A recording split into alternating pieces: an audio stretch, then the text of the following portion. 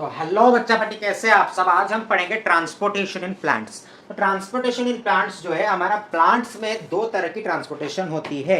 एक होती है लिक्विड सब्सटेंस या फ्लूइड ट्रांसपोर्ट करने के लिए, और दूसरा होता है फूड ट्रांसपोर्ट करने के लिए। तो ट्रांसपोर्टेशन इन प्लांट्स जो है दो तरीके में होती है। एक होती है आपकी जाइलम से और दूसरे होती है आपकी फ्लोएम से।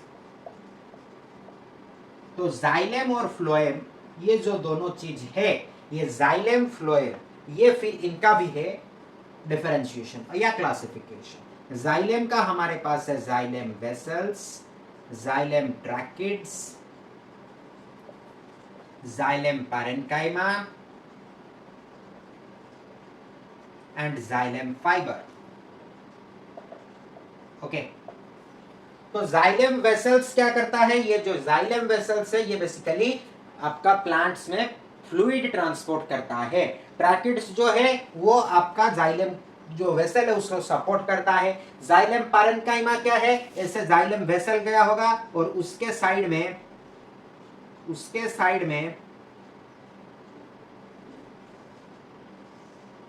ऐसे आपका आ जाएगा जाइलम पैरेन्काइमा।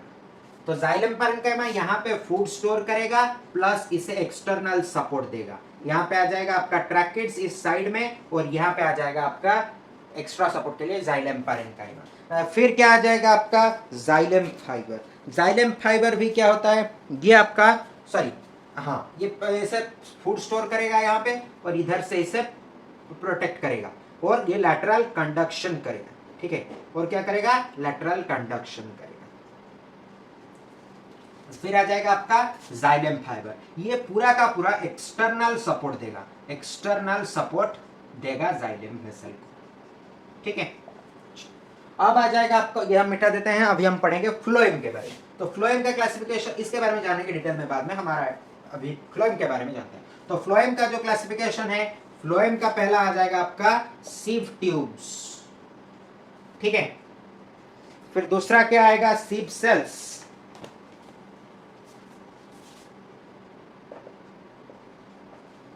फिर आ जाएगा आपका फ्लोएम पैरेन्काइमा।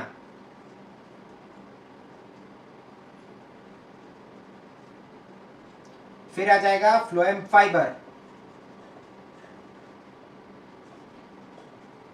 फिर आ जाएगा कंपेनियन सेल्स।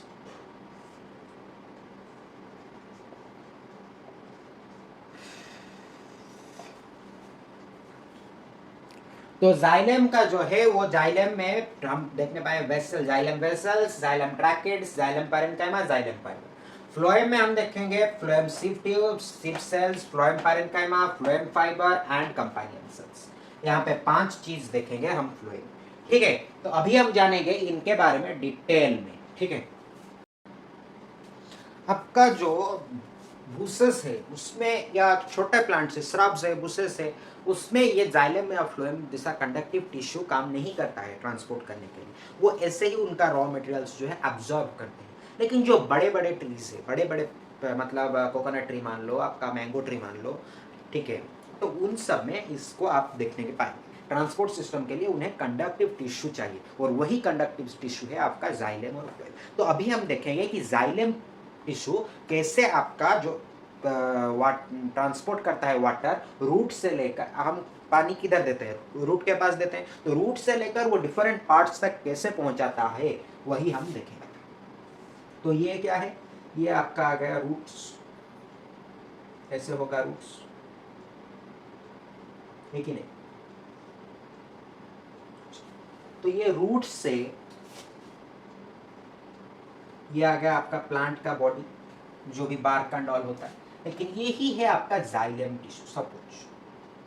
ठीक है, ये जाइलम वेसल है। रूट में हम जब पानी देते हैं तो यहाँ पे वाटर तो है, लेकिन अदर आयन से, उसे हम बोलते, सपोज एटीपी है, आईपी है, एटीपी है। ठीक है, एटीपी होता है हमारे यहाँ रूट पे। कहाँ से आया एटीपी? एनर्जी स्टोर होता है। तो एनर्जी जो हमारा सॉइल में है, ये सॉइल का पार्ट, हम बिलो का पार्ट जो हमें दिखता नहीं है, वो हमें दिखता नहीं है, लेकिन हम पढ़ रहे हैं उसको। ADP plus IP, that is adenosine diphosphate. Adenosine diphosphate plus inorganic phosphate makes ATP, that is adenosine triphosphate. हमारा वाटर भी है, लेकिन क्या है हमारा जो है यहाँ पे आपका आयन को वो टेकअप करता है, हमारा जो रूट्स है वो आयन्स को टेकअप करता है एक्टिवली। तो आयन्स को टेकअप करेगा, अगर रूट्स यहाँ पे आयन्स आ जाएंगे तो यहाँ पे उन आयन्स की जो प्रेजेंस है उसे न्यूट्रल करने के लिए उसे H2O या वाटर की जरूरत पड़ेगी, तो वो वाटर को फिर लाएगा और ये हो गया आपका रूट प्रेशर। रूट प्रेशर से आपका वाटर जो है इधर तक पहुंच जाएगा। अब वाटर तो इधर तक पहुंच गया, ऊपर फिर क्या आ गया, स्टेम।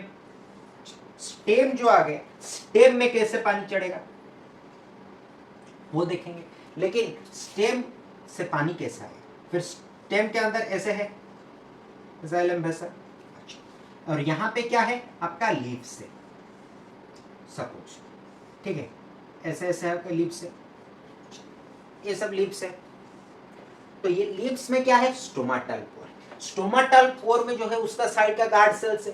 तो ये अगर ट्रांसपिरेशन हो गया, यानी कि आपका सूरज आ रहा है, सूरज की किरण जो है वो पानी को इवापोरेट करके खींच लेगा, तो ये आ गया क्या, जो आपका लीफ है उसमें से ट्रांसपिरेशन होके सब पानी सूरज ने खींच लिया, सन ने हमारा इवापोरेशन ले गया। द लॉ तो क्या हो गया, loss of water in plants. The loss of water in plants is called transpiration. So transpiration process होने के बाद क्या होगा, हमारा लीफ जो है वो पानी चाहेगा। तो पानी कहां से आएगा, पानी कहां से आएगा, पानी जो है वो इधर से खींच लेगा, इधर पानी है, इधर से सक्शन एक प्रोसेस आएगा, एक सक्शन प्रोसेस से ये पानी खींच लेगा, तो वाटर जो है हमारा यहां तक रिचेगा। लेकिन इस सक्शन प्रोसेस से वो इतना जोर से पानी इधर तक नहीं खींच सकता है, इसलिए क्या होगा, यहाँ पे जो है ये स्टेम पे, सपोज ये आपका स्टेम है और ये आपका जाइलम वेसल है, तो यहाँ पे आपका ऐसा जाइलम वेसल है, यहाँ पे आपका H2O मॉलिक्यूल है, यहाँ पे एडेशन और कोहेशन, एडेसिव या कोहेसिव फोर्स, जो एडेशन या कोहेशन फोर्स वो चलता रहेगा।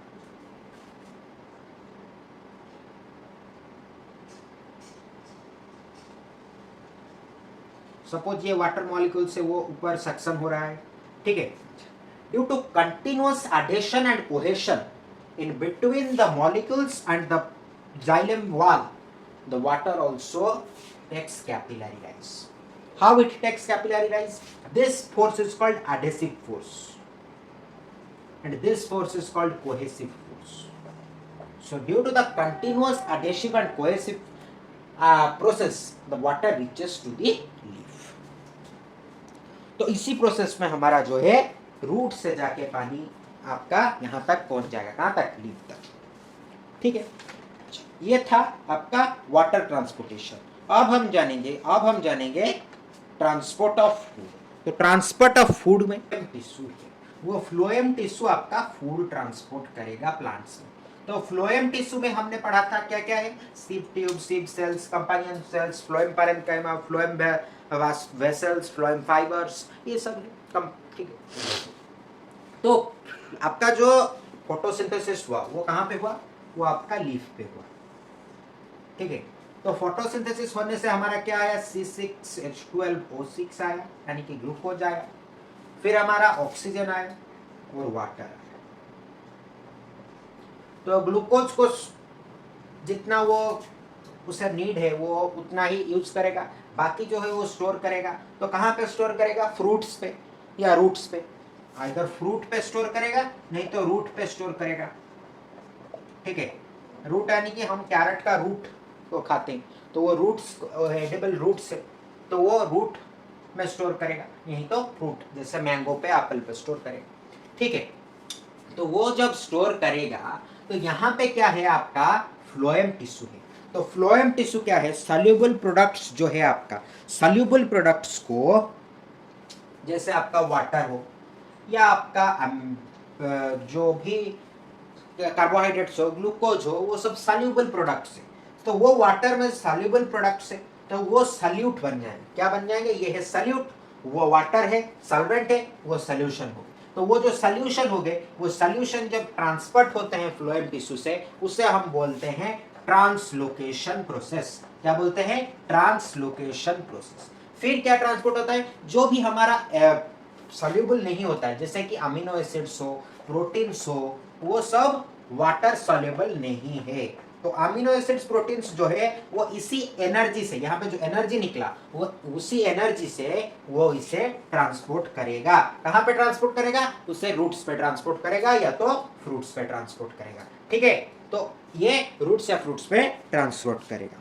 अच्छा, लेकिन ये जो ट्रांसलोकेशन प्रोसेस है, ये ट्रांसलोकेशन प्रोसेस कैसे होगा और कहाँ पे होगा? ट्रांसलोकेशन प्रोसेस जो है आपका हमारा कंपानियन सेल्स जो थे, फ्लोएम कंपानियन सेल्स और sieve tubes, companion cells and sieve tubes के द्वारा हमारा ये ट्रांसलोकेशन प्रोसेस किया जाएगा। Companion cells plus sieve tubes के द्वारा ये ट्रांसलोकेशन किया जाएगा। इस ट्रांसलोकेशन प्रोसेस को कंडक्ट करने के लिए भी हमें कुछ एनर्जी की जरूरत पड़ेगी। तो हमें और क्या चाहिए? एनर्जी भी चाहिए। तो ये ट्रांसलोकेशन प्रोसेस में सॉल्युबल सब्सटेंस ट्रांसपोर्ट होता है और बाकी अमीनो एसिड्स और प्रोटीन्स जैसे इनसॉल्युबल सब्सटेंस वो फ्लोएम टिश्यू द्वारा सिर्फ एनर्जी देकर ट्रांसपोर्ट किया जाता है। कहां पे ट्रांसपोर्ट किया जाता है? रूट्स और फ्रूट्स में, क्योंकि ये है दोनों storing parts of plants. Storing parts of plants, जैसे हमारा जो है, हम अगर फैट या कार्बोहाइड्रेट को स्टोर करना चाहते हैं या प्रोटीन्स को स्टोर करना चाहते हैं, तो हमारा क्या है? फूड वैक्यूल है, हम उसमें स्टोर करेंगे। इसीलिए हम जो हमारा जो मस्कुलर ऑर्गन जो है वो ऐसे चौड़ा होता जा रहा है। जब हम ज्यादा इंटेक करते हैं फैटी मटेरियल्स का या जंक फूड्स का, तो उसमें क्या है? ऑयल है। उस ऑयल को हम कहाँ पे स्टोर करते हैं? फूड वैक्यूल्स पे। वो फूड वैक्यूल्स का एरिया बढ़ता है तो हमारा मसल्स जो है वो बढ़ जाता है, तो हम मोटा दिखने लगते हैं। वही तो है ओबेसिटी। उसी तरह ये सब क्या स्टोर करता है? आपका रूट्स पे या फ्रूट्स पे स्टोर करता है, क्योंकि वो प्लांट्स का स्टोरिंग पार्ट है। ठीक है, तो यही है हमारा फूड ट्रांसपोर्टेशन इन प्लांट्स। ये था transport in plants. Next class में हम पढ़ेंगे excretion part, excretion in human body. Thank you.